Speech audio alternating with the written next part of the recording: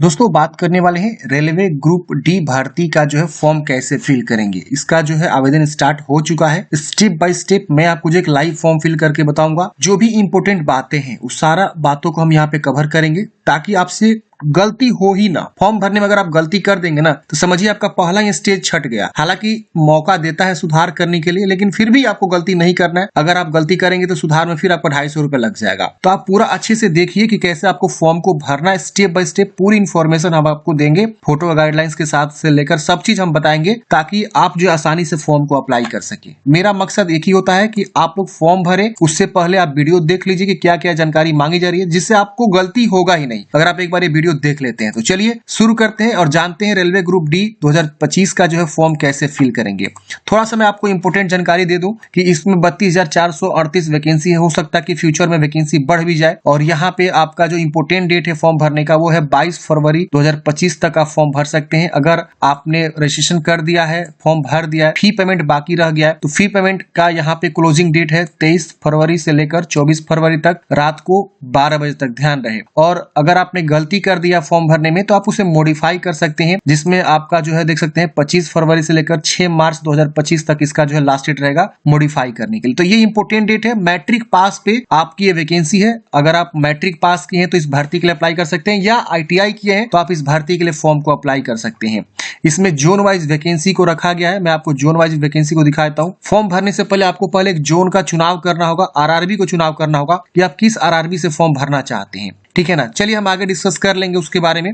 चलिए हम फॉर्म भरना स्टार्ट करते हैं। देखिए सबसे पहले आपको यहाँ पे ऊपर में अप्लाई, क्रिएट एन अकाउंट और ऑलरेडी हैव एन अकाउंट का ऑप्शन मिलता है। तो अगर आप रेलवे इससे पहले जो वैकेंसी निकाली थी, आरपीएफ की निकाली थी, एएलपी का निकाला था, टेक्नीशियन का निकाला था और भी वेरियस पोस्ट पे निकाला था, तो अगर आप पहले से उस वैकेंसी के लिए फॉर्म फिल किए होंगे तो आपके पास ऑलरेडी अकाउंट बना होगा। तो ऑलरेडी हैव एन अकाउंट पे क्लिक करेंगे और यहाँ पे अपना मोबाइल नंबर या ईमेल आईडी और पासवर्ड कैप्चा कोड भर के लॉगिन पे क्लिक करेंगे। आप लॉगिन हो जाएंगे और आपका डैशबोर्ड खुल जाएगा, आप फॉर्म अप्लाई कर पाएंगे। लेकिन जो पहली बार इस भर्ती के लिए फॉर्म भर रहे हैं उनको पहले यहाँ क्रिएट एन अकाउंट का ऑप्शन मिलता है। आप यहाँ पे क्लिक करेंगे और देखिए यहाँ पे लिखा हुआ है कि अगर आपने पहले ही अकाउंट बनाया हुआ है, किसी भी वैकेंसी के लिए आपने फॉर्म फिल किया हुआ 2024 में, तो आपको दोबारा रजिस्ट्रेशन करने की आवश्यकता नहीं है। आप यहाँ ओके करेंगे और यहाँ पे आपको क्या करना है, पहले अकाउंट बनाना है। अगर आप इससे पहले रेलवे का कोई फॉर्म नहीं भरे हैं तो ही आपको अकाउंट बनाना है। अगर आप रेलवे का पहले से फॉर्म फिल किए हैं तो आपको अकाउंट नहीं बनाना है, लॉगिन करना है। तो चलिए मैं आपको पहले एक अकाउंट बनाने का जो है पूरा प्रोसेस को बताता हूँ, फिर मैं आपको लॉगिन करके फॉर्म भर के पूरा दिखाऊंगा। फ्रेंड्स वीडियो को लास्ट तक देखिए और वीडियो अच्छा लगे तो प्लीज लाइक और अपने दोस्तों को भी जरूर शेयर कर दीजिएगा। वीडियो को कंटिन्यू करने से पहले, फॉर्म भरने से पहले मैं आपको बहुत ही इंपोर्टेंट जानकारी देने वाला हूँ। अगर आप रेलवे ग्रुप डी भर्ती लेवल 1 के लिए बेहतरीन किताब की तलाश कर रहे हैं तो मार्केट में सबसे बेस्ट बुक जो है पीडब्ल्यू का यहाँ पे होने वाला है। मैं आपको रिकमेंड करूंगा कि आप इसको अपने स्टडी में जरूर शामिल करिए। बहुत ही बेहतरीन बुक है फ्रेंड्स। इसमें आप देखेंगे तो ये किताब का ही नाम है all in one. All in one इसलिए रखा गया फ्रेंड्स इस किताब का नाम क्योंकि इसमें जो है आपको प्रीवियस ईयर्स के क्वेश्चन पेपर भी देखने को मिलते हैं, पूरे अच्छे से डिटेल में सॉल्व किया हुआ। और इसके अलावा आपको जो है चैप्टर वाइज थ्योरी भी आपको मिलते हैं शॉर्ट ट्रिक के साथ। इसके अलावा आपको जो है ना फ्री में जो है देख सकते हैं यहाँ पे 5 ऑनलाइन सीबीटी टेस्ट मिल जाते हैं और साथ ही साथ जो है इसमें मंथली करंट अफेयर्स का आपको मैगजीन भी प्रोवाइड करे जाते हैं, जो कि आप जनरल अवेयरनेस की बेहतरीन तैयारी कर सकते हैं। लेवल 1 की तैयारी के लिए ग्रुप डी 24-25 वैकेंसी के लिए ऑल इन वन ये किताब होने वाला है। इस किताब में 5000 प्लस क्वेश्चन आपको यहाँ पे देखने को मिलेगा, स्टेप बाय स्टेप एक्सप्लेनेशन के साथ। 10 प्रैक्टिस सेट आपको मिलेगा। चैप्टर वाइज थ्योरी भी यहाँ पे आपको मिलने वाला है, पूरा जो है शॉर्ट ट्रिक के साथ रहेगा। और 18 और 22 का जो है 15 प्रीवियस ईयर्स का सॉल्व पेपर मिलेगा। आप इस किताब के साथ बेहतरीन तैयारी कर सकते हैं। अगर हम इसके कंटेंट की बात करें तो पहले सेक्शन वाइज आपको मैथ मिलेगा, उसके बाद से आपको जो है जनरल इंटेलिजेंस रीजनिंग के सारे टॉपिक्स आपको जो है कवर किए गए। इसके अलावा आप देखेंगे तो सेक्शन सी जो कि जनरल साइंस होता है, physics, chemistry, biology, life science यहाँ पे कवर किया गया। इसके बाद से सेक्शन डी जनरल अवेयरनेस के जो है सारे टॉपिक्स को यहाँ पे अच्छे से कवर किया गया है। इसके अलावा यहाँ पे जो है आपको 15 जो है प्रीवियस ईयर्स के पेपर देखने को मिलते हैं सॉल्व किया हुआ, 18 और 22 दोनों यहाँ पे मिलेगा। और इसके अलावा आपको जो है ना सेक्शन एफ में जो है प्रैक्टिस सेट भी आपको देखने को मिलेगा, जो कि 10 प्रैक्टिस सेट यहाँ पे आपको देखने को मिल जाते हैं। ऑनलाइन कंप्यूटर बेस्ड टेस्ट के लिए फ्रेंड्स आपको जो है एक स्कैनर दिया जाता है, आपकी किताब में स्कैनर रहता है, उसको आप स्कैन करके ऑनलाइन टेस्ट दे सकते हैं। और मंथली करंट अफेयर्स के लिए भी आपको स्कैनर मिलता है। ये किताब हिंदी इंग्लिश दोनों वर्जन में आती है फ्रेंड्स। मैंने आपको बाय लिंक जो है डिस्क्रिप्शन बॉक्स में प्रोवाइड कर दिया है, अमेजॉन से आप इसे बाय कर सकते हैं, आपके घर पे जो किताब आ जाएगा। मुझे पूरा उम्मीद है फ्रेंड्स कि आप इस किताब के साथ जो है अपनी बेहतरीन तैयारी कर पाएंगे। अब आइए समझते हैं कि कैसे आपको फॉर्म को अप्लाई करना है। सबसे पहले आपको नेशनलिटी बताना है, इंडियन नेपाल भूटान, तो नेपाल भूटान के लोग भी यहाँ पे आवेदन दे सकते हैं। यहाँ पे देखिए ऑप्शन दिया हुआ है, आप यहाँ इंडियन चूज करेंगे, यहाँ पे अपना पर्सनल इन्फॉर्मेशन भरेंगे, फुल नेम, दोबारा फुल नेम को लिखना है, आपने अपना नाम चेंज किया तो यस करेंगे वरना नो करेंगे, अपना डेट ऑफ बर्थ यहाँ कैलेंडर से ओपन करेंगे, जो भी आपका डेट ऑफ बर्थ है यहाँ से आपको चूज कर लेना है, जो भी आपका डेट ऑफ बर्थ है, फिर दोबारा से कंफर्म करना है, यहाँ जेंडर बताना है, दोबारा जेंडर कंफर्म करना है, एक यहाँ पे आपको जो है फादर्स मदर्स नेम ये सब लिख लेना है, फिर यहाँ पे ईमेल एड्रेस लिखना है, जनरेट ईमेल ओटीपी पे क्लिक करेंगे तो आपका ईमेल पे ओटीपी जाएगा, आप यहाँ पे उसको लिख देंगे, फिर मोबाइल नंबर लिखेंगे, जनरेट ओटीपी पे क्लिक करेंगे, मोबाइल पे ओटीपी जाएगा उसको यहाँ लिख लेंगे, यहाँ आपको आधार संख्या लिखना है, जनरेट आधार ओटीपी पे क्लिक करेंगे तो आपके आधार से जो मोबाइल नंबर लिंक है उस पे ओटीपी जाता है, उसको यहाँ पे आपको लिख लेना है और यहाँ पे वेरीफाई कर लेना है, ये जरूरी है सबके लिए। अगर आपके पास आधार कार्ड से मोबाइल नंबर लिंक नहीं है, आपके पास आधार कार्ड नहीं है तो आप इसको टिक करेंगे, लेकिन यहाँ लिख रहा है कि candidates are advised to do Aadhaar verification for some smooth entry, यहाँ पे आपको एडवाइस दिया जाता है कि आपको जो है आधार से ऑथेंटिकेशन करना, तो ये वाला ऑप्शन अभी आपको बंद कर दिया गया है, फिर इसको डिक्लेयर करना है और यहाँ पे एक पासवर्ड बना लेनी है, पासवर्ड जो बनाएंगे वही आपका हमेशा आप जो है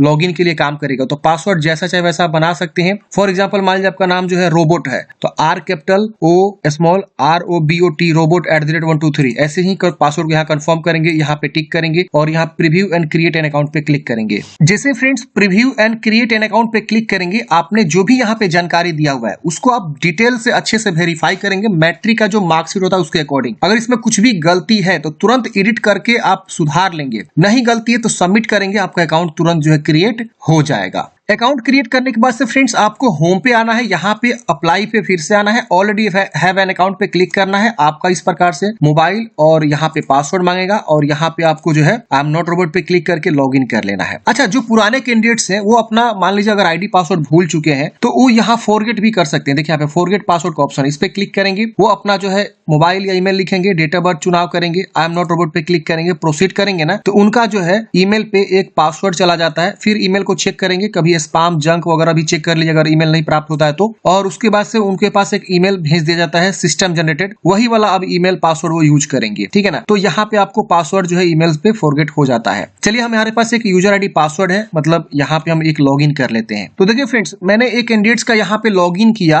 जो एक पुराने कैंडिडेट्स हैं, मतलब इन्होंने ऑलरेडी पहले से रेलवे का फॉर्म फिल किया हुआ, तो यहाँ पे इनका आधार वेरिफिकेशन आ रहा है। आपके साथ भी हो सकता है कि अगर आप पहली बार लॉगिन करेंगे बहुत दिन बाद तो यहाँ आधार वेरिफिकेशन का ऑप्शन आएगा, तो यहाँ पे आपको जनरेट आधार ओटीपी पे क्लिक कर देना है। जैसे आप इस पे क्लिक करेंगे आपके आधार से जो मोबाइल नंबर लिंक है, देखिए इनका लास्ट का 4 अंक दिखा रहा है, इस पे ओटीपी चला जाएगा, आपको यहाँ ओटीपी को लिखना है, इसको डिक्लेयर करके वेरीफाई कर लेना, ये सबको करना जरूरी है, तो आप लोग इसको कर लीजिएगा। अब जिनके आधार कार्ड से मोबाइल नंबर लिंक नहीं है उनको किसी न किसी आधार सेंटर पे जाना होगा, आधार पहले लिंक करवाना होगा मोबाइल से, फिर यहाँ पे लॉगिन करके फॉर्म को अप्लाई करना होगा, बिना ये वेरिफिकेशन के आगे फॉर्म बढ़ेगा ही नहीं, तो ये आपको कर लेना है। आधार वेरीफाई करते हैं फ्रेंड्स इस प्रकार से, देखिए आधार वेरिफिकेशन सक्सेसफुली हो जाएगा। अब यहाँ पे आपने जो भी वैकेंसी का फॉर्म फिलअप किया हुआ तो एप्लीकेशन हिस्ट्री शो करता है, यहाँ पे ऑनलाइन एप्लीकेशन का ऑप्शन शो करता है, तो आपको ऑनलाइन एप्लीकेशन पे क्लिक करना है। यहाँ पे देखेंगे तो जो वैकेंसी आपकी है लेवल 1 वाली ये यहाँ पे शो हो रहा है और यहाँ पे आपका इंपोर्टेंट डेट भी आपको देखने को मिल रहा है। यहाँ पे एक और वैकेंसी चल रही है जो टीचर वाली वैकेंसी है, तो इसके लिए अप्लाई करना चाहते हैं तो मैंने अलग से वीडियो बनाया हुआ है, इसका जो है 6 फरवरी लास्ट डेट है। चलिए अब हम इसके लिए फॉर्म भरेंगे, तो सबसे पहले आपको आरआरबी चूज करना है। तो मैंने फ्रेंड्स आपको स्टार्टिंग में ही बताया कि आपको आरआरबी यहाँ पे सिलेक्ट करना होगा,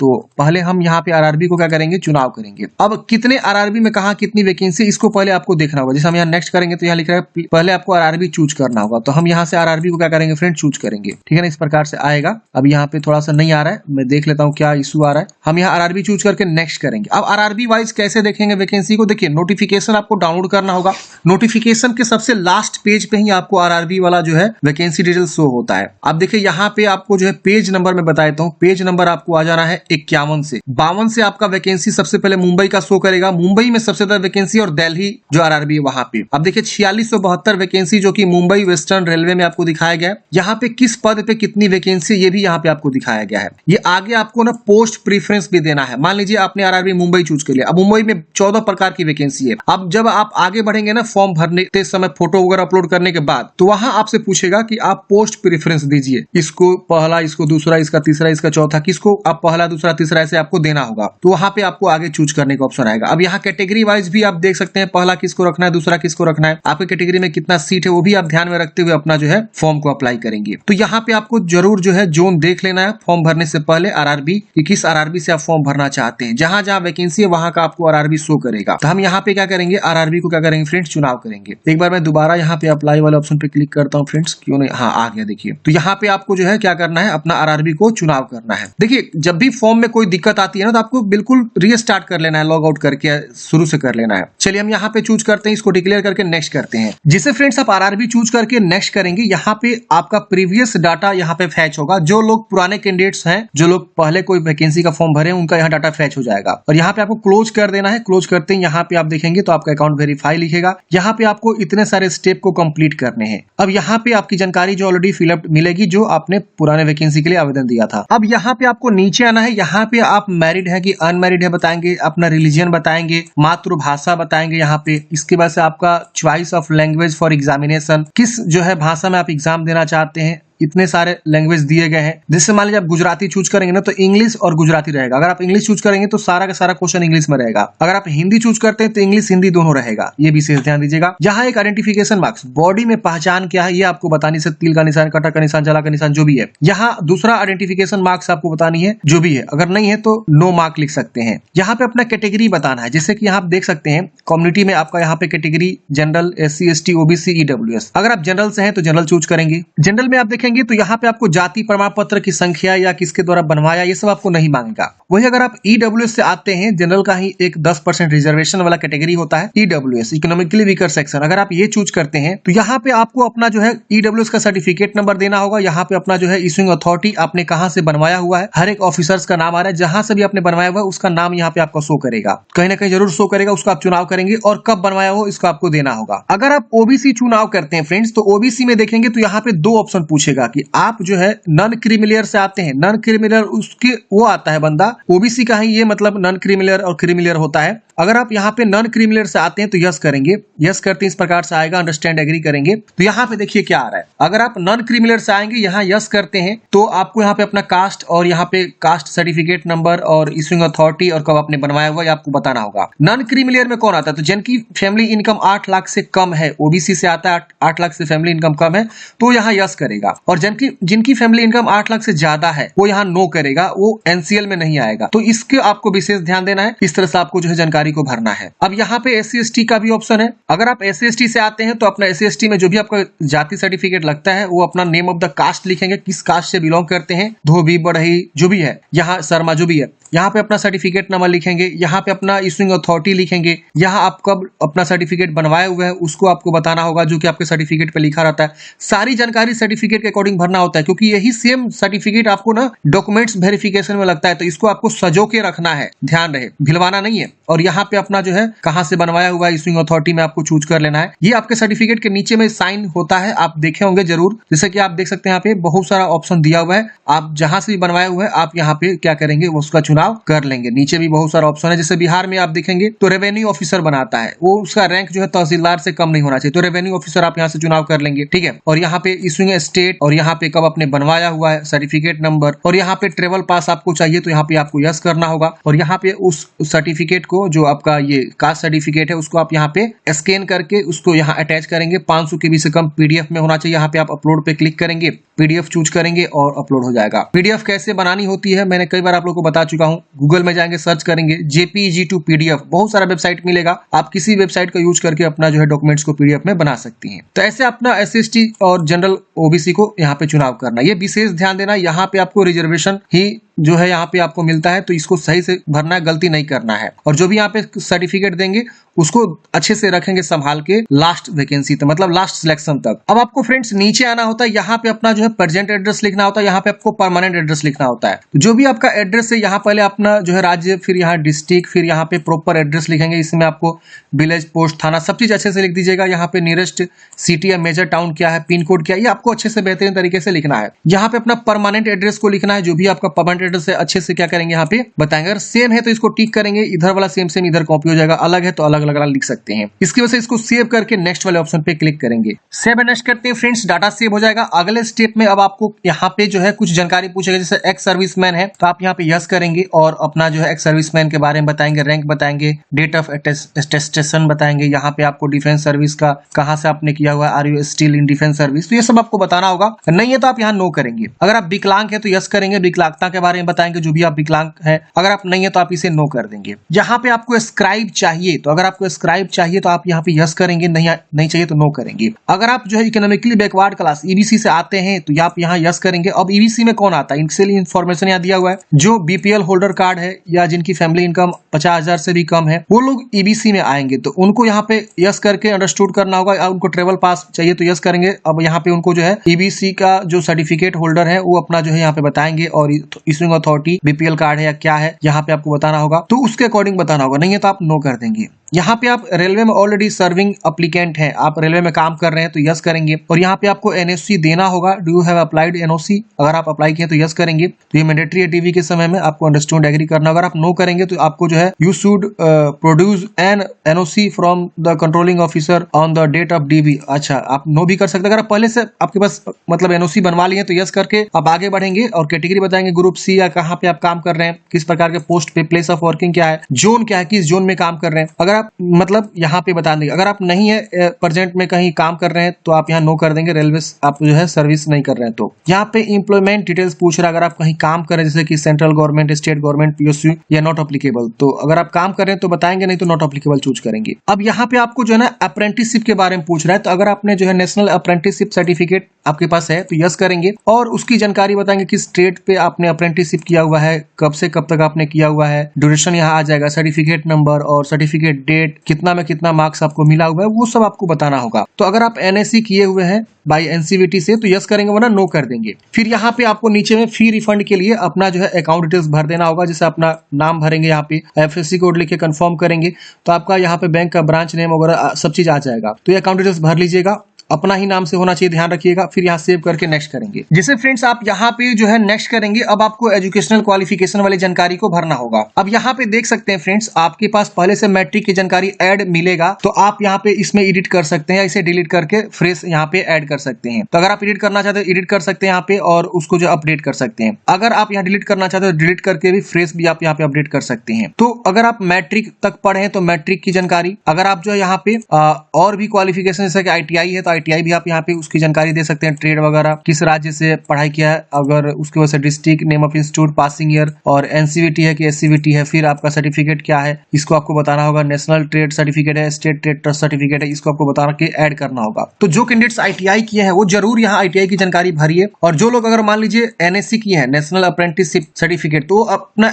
एनएससी भी जरूर ऐड करेंगे। उनको क्या होगा ना कि आगे चल के जो है बेनिफिट्स मिलता है, जब भी मेरिट तैयार होगा ना तो एनएससी वालों को, आईटीआई वालों को कुछ ना कुछ जरूर जो है एक्स्ट्रा बेनिफिट मिल सकता है। एनएससी को तो 100% मिलता है, लेकिन आईटीआई के बारे में मैं उतना श्योर नहीं हूं कि मिलता है। लेकिन एनएससी जो नेशनल अप्रेंटिसशिप सर्टिफिकेट लिया रहता है ट्रेनिंग अप्रेंटिसशिप का, उनको जरूर मिलता है यहाँ पे कुछ ना कुछ एक्स्ट्रा बोनस मार्क्स, ठीक है। तो वो जरूर यहाँ पे जानकारी को देंगे और यहाँ ऐड कर देंगे। तो ऐसे करके फ्रेंड्स आपको क्वालिफिकेशन को ऐड कर लेना है, और उसके बाद यहाँ पे आपको क्या करना है फ्रेंड्स, नेक्स्ट वाले ऑप्शन पे क्लिक करना है। तो क्वालिफिकेशन इजिली आप लोग अपलोड कर लीजिएगा, मुझे लगता है कि कोई भी आपको दिक्कत होगा। और जो लोग बिल्कुल फ्रेश फॉर्म भर रहे हैं तो उनको यहाँ पे सर्टिफिकेट, सीरियल नंबर और यहाँ पे स्टेट, डिस्ट्रिक्ट, ये सब आपको बताना होगा, किस कॉलेज यूनिवर्सिटी से आपने पढ़ाई किया वो सब बताना होगा, डेट ऑफ पासिंग बताना होगा, परसेंटेज यहाँ पे देखिए एनए आ रहा है, तो इससे कोई दिक्कत नहीं है, आप यहाँ पे नेक्स्ट कर लेंगे। सेव नेक्स्ट करते हैं फ्रेंड्स। अगले स्टेप में अब आपको यहाँ पे जो है फोटोग्राफ अपलोड करना है और यहाँ पे सिग्नेचर अपलोड करना है। फोटोग्राफ यहाँ पे आप देखेंगे तो यहाँ पे सैंपल दिया हुआ है कि किस प्रकार का फोटो आपका एक्सेप्ट करा जाएगा। तो यहाँ पे देखिए इस तरह का फोटोग्राफ जो है रिजेक्ट हो जाएंगे अगर आप इस तरह का फोटो अपलोड करते हैं। जैसे कि यहाँ पे देखिए ऊपर से बाल कट गया है, यहाँ पे देखिए साइड में कान कट गया है, यहाँ चश्मा लगा लिए हैं, मुंह पे आपका बाल आ गया है, देख रहे ना, ऐसे आपका पीछे में बहुत सारा ऐसे जो है बैकग्राउंड है, इस तरह से ब्लर हो गया है, चश्मा ऊपर आपने पहना हुआ हीरो स्टाइल में, ये टोपी पहना हुआ हीरो स्टाइल में, तो इस तरह का नहीं होना चाहिए। बिल्कुल साफ सुथरा सादा होना चाहिए, आपका चेहरा क्लियर देखना चाहिए, बिल्कुल सही से फोटो आपको अपलोड करना है, ये जो गाइडलाइंस है इसके अकॉर्डिंग। चलिए यहाँ पे अब आप देखेंगे तो यहाँ पे भी गाइडलाइंस बताया गया, जेपीजी फॉर्मेट होना चाहिए, 50 से 100 KB के बीच होना चाहिए, ये सब आपको ध्यान में रखना हुआ है, ये सब आपको स्पेसिफिकेशन जो दिया गया है। इसी तरह से सिग्नेचर का भी दिया गया है, यहाँ पे आपको जो है विड्थ और हाइट भी डिसाइड किया गया है, 140 बाई 160 पिक्सल का, यहाँ भाई 320 बाई 240 पिक्सल का, और यहाँ पे आपको साइज, फाइल साइज वगैरह भी दिया हुआ है। तो इसी फाइल साइज में क्या करेंगे आप जो अपना फोटो को, सिग्नेचर को चूज करेंगे और यहाँ सेव करके उसके बाद से नेक्स्ट करेंगे। तो चलिए हम यहाँ पे फोटो को क्या करते हैं, चूज कर लेते हैं। तो फ्रेंड्स हमने यहाँ पे फोटो सिग्नेचर को अपलोड कर लिया है, यहाँ पे आप देख सकते हैं इस प्रकार से आपको अपलोड करने के बाद से सेव कर लेना है। सेव करने के बाद से फ्रेंड्स यहाँ पे आपको नेक्स्ट करना है। अब नेक्स्ट करते हैं फ्रेंड्स, यहाँ पे आप देखेंगे तो आपका RRB यहाँ सिलेक्टेड दिखा रहा है कि आप आपने कौन सा आरआरबी यहाँ पे चुनाव किया हुआ है। अब इस आरआरबी में जितनी वैकेंसीज हैं वो सारी वैकेंसीज यहाँ पे आपका शो करेगा। अब आपको यहाँ पे ना ऑर्डर का प्रेफरेंस देना है कि आप किसके लिए प्रेफरेंस पहले रखना चाहते हैं, दूसरा पोस्ट किसके लिए, तीसरा किसके लिए, चौथा किसके लिए। तो जोन तो आपने चूज कर लिया, लेकिन उस जोन में जो 14 प्रकार की वैकेंसी है उसमें पहला, दूसरा, तीसरा, चौथा किसको रखना चाहते हैं। तो आप अपने अकॉर्डिंग सही से यहाँ पे देख लीजिए और देखने के बाद से आप क्या करेंगे, उसको आप यहाँ पे चुनाव करेंगे। आप चाहे तो अपना कैटेगरी में, जैसे मान लिया हमने यहाँ पे सिकंदराबाद चूज किया है, तो सिकंदराबाद में मेरे कैटेगरी में जो है कितनी सीटें हैं उसको भी ध्यान में रखेंगे। कौन सा बेहतरीन पोस्ट होता है इसका भी ध्यान रखेंगे, क्योंकि यहाँ पे एसएनटी वाला बेस्ट पोस्ट माना जाता है, सिग्नल एंड टेलीकम्युनिकेशन वाला में। इसकी वजह से लोको सेड का यहाँ डीजल वाला है, लोको सेड इलेक्ट्रिकल डिपार्टमेंट है। इसके बाद यहाँ डिपार्टमेंट भी लिखा हुआ दिख रहा है ना, यहाँ पे दिख रहा है ना, तो ये डिपार्टमेंट भी आपको चूज कर लेना है। असिस्टेंट पीवे का यहाँ पे सर्च करना है कि ये किस प्रकार का पोस्ट है, काम क्या करना होता है। असिस्टेंट टीआरडी का काम क्या होता है, पोस्टमैन बी का काम क्या होता है, ट्रैक मेंटेनर ग्रेड 4 का यहाँ पे क्या काम होता है, जो इंजीनियरिंग डिपार्टमेंट का है। तो आपको ध्यान देना है और समझना है, उसके अकॉर्डिंग जो है यहाँ पे प्रीफरेंस करना है। ये नहीं कि कुछ भी आप जो है पहले चूज कर लीजिए, अब पता चला कि अच्छा पोस्ट आपने पहले चुनाव किया नहीं, और जो खराब टाइप का पोस्ट होता है जिसमें ज्यादा वर्कलोड होता है या ज्यादा प्रेशर होता है उसका आपने पहले चुनाव कर लिया, तो जॉब लगने के बाद भी एक वो अलग बोझ बन जाता है, समझ रहे हैं ना। तो ये भी ध्यान रखना है आपको कि आपको अच्छा डिपार्टमेंट चुनाव हो, अच्छा कम लोड वाला जो है चुनाव हो, पहला, दूसरा, तीसरा। खैर वो तो जो मिलेगा आपके भाग में होगा, वो आपके जब आपकी रिक्रूटमेंट होगी, जो आपके रिटन एग्जाम देंगे उसके आधार पर ही होगा। लेकिन बेहतरीन से बेहतरीन, क्या पता आपका नंबर आ जाए तो आपको बेहतरीन पोस्ट मिलना चाहिए था, आप एलिजिबल होते हुए भी नहीं मिल पाया। तो ये कहीं ना कहीं पोस्ट प्रेफरेंस भी आपको ध्यान में रखना है, और उसके अकॉर्डिंग यहाँ पे पहला, दूसरा, तीसरा प्लस पे क्लिक करेंगे, सीधे वो वाला आ जाएगा। देख रहे हैं यहाँ पे, आप यहाँ से अगर माने गलती चूज कर ले तो यहाँ से हटा भी सकते हैं, ऐसे हटा सकते हैं। तो आपको ध्यान में रखना है और यहाँ पे पोस्ट प्रेफरेंस का आपको सही से चुनाव कर लेना है। आप चुनाव करने के बाद से आप इसे क्या करेंगे, यहाँ पे डिक्लेयर करेंगे, यहाँ भी डिक्लेयर करेंगे, और सबका चुनाव करना है ऐसे करके, ठीक है ना। पहला, दूसरा, तीसरा जो भी आप यहाँ पे प्रेफरेंस देना चाहते हैं, फिर यहाँ डिक्लेयर करना है, और डिक्लेयर करने के बाद से यहाँ डिक्लेयर करना है, यहाँ पे अपना गांव का नाम लिख दीजिएगा या शहर का नाम लिख सकते हैं, और यहाँ सेव करके प्रीव्यू वाले एप्लीकेशन पे आपको क्लिक करना है। प्रीव्यू करते हैं फ्रेंड्स, यहाँ पे आपका सारा जानकारी आ जाता है। एक बार आप अच्छे से सारी जानकारी को वेरीफाई करेंगे कि हाँ आपने सारा जानकारी जो है सही फिलअप किया हुआ है। इसमें कुछ भी अगर आपको गलती लग रहा है ना, तो फ्रेंड्स आप यहाँ एडिट का बटन है, आप एडिट बटन पे दबा के एडिट कर लीजिएगा, बैक जाके। अगर आपको कहीं गलती नहीं रहा तो इसको आपको टिक करना है और यहाँ पे फॉर्म को आपको सबमिट करना है, ठीक है ना। I have rechecked the above details and found correct, ये टिक कर लेना है और सबमिट कर देना है। सबमिट करते ही यहाँ पे पूछेगा कि क्या आप श्योर है, आप सबमिट करना चाहते हैं, आप यहाँ पे सबमिट करेंगे। अब आपका फॉर्म सबमिट हो जाएगा। यहाँ पे आपको पेमेंट जमा करने का ऑप्शन मिलेगा, यहाँ पे पे विथ एसबीआई ई पे का ऑप्शन मिलता है, आप इस पे क्लिक करेंगे।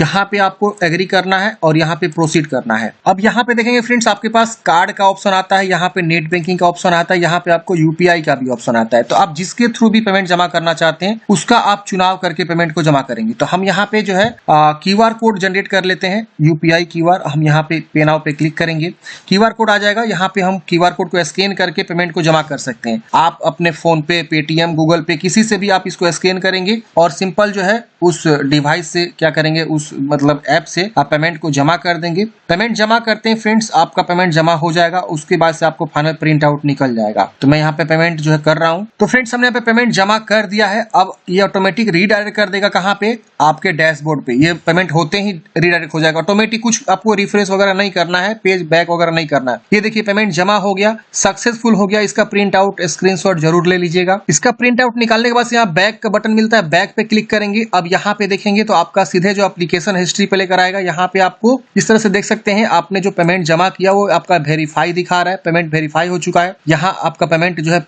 यहाँ पे सब चीज हो चुका, कंप्लीट यहाँ दिखा रहा है पेमेंट कंप्लीटेड। और यहाँ पे आपको व्यू एप्लीकेशन का ऑप्शन मिलता है, आप इस पे क्लिक करके फाइनल प्रिंट आउट निकाल के अपने पास हार्ड कॉपी सुरक्षित रख लीजिएगा। तो इस प्रकार से फ्रेंड्स हमने बात किया रेलवे ग्रुप डी वैकेंसी के लिए कैसे आपको फॉर्म को अप्लाई करना है। आपके मन में कोई भी डाउट्स है, कमेंट बॉक्स में पूछ लीजिएगा। और इस भर्ती के पल पल अपडेट पाना चाहते हैं इन द फ्यूचर, तो आप इस चैनल को जरूर सब्सक्राइब कर लीजिए। जब भी कोई अपडेट आएगा इस वैकेंसी के रिगार्डिंग तो मैं आपको अवश्य जो इस चैनल के माध्यम से अपडेट देता रहूंगा। तो सब्सक्राइब करके बेल आइकन को जरूर दबा लीजिए और वीडियो को अपने दोस्तों को जरूर शेयर कर दीजिए जो इस प्रकार की वैकेंसी के लिए फॉर्म भरना चाहती हैं। तो आई होप आप लोग समझे होंगे। मन में कोई भी डाउट्स है वैकेंसी में, कोई भी आपको लग रहा है कि यहाँ गड़बड़ हो रही है फॉर्म भरने में, तो आप हमें कमेंट बॉक्स में जरूर कमेंट करिए। मेल भी कर सकते हैं हमको, मेरा मेल आईडी मेरे बायो में आपको देखने को मिल जाएगा। Thank you for watching friends. जय हिंद, आपका दिन शुभ हो।